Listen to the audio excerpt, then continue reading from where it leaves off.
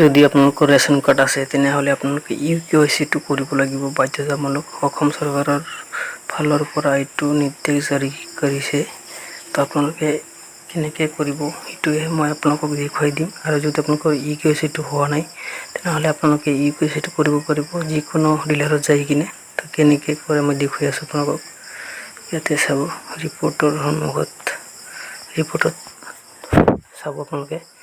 তো ৰিপৰ্টৰ তলত চাব RC ডিটেইলছ তাতে ক্লিক কৰিব। ক্লিক কৰি দিয়াৰ লগে লগে এনেকুৱাকৈ আপোনাৰ পৰ্টেলটো খোল খাব। তো ইয়াতে চাব মান্থ ইয়াৰ একো কৰিব নালাগে, আপোনালোকৰ RC নম্বৰটো বহাই দিব। তো RC নম্বৰটো মই বহাই দিছোঁ, যিটো ৰেচন কাৰ্ডৰ নম্বৰ হয় এইটো মই বহাই দিছোঁ ইয়াতে।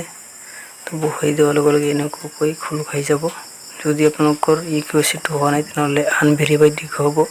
ইয়াতে চাব আধাৰ কাৰ্ডৰ যিটো হেৰি আছে ইয়াতে 3টা ফেমিলি হয়।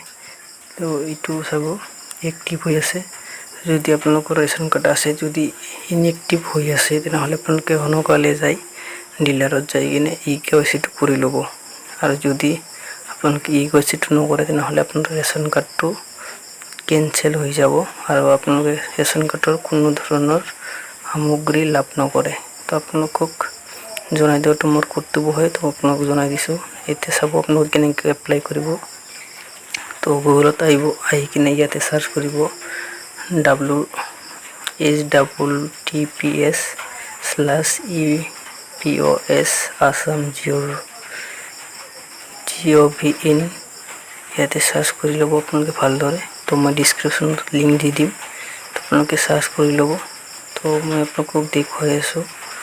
তো আপোনালোকে এনেকৈ আপোনালোকে চাৰ্চ কৰি ল'ব।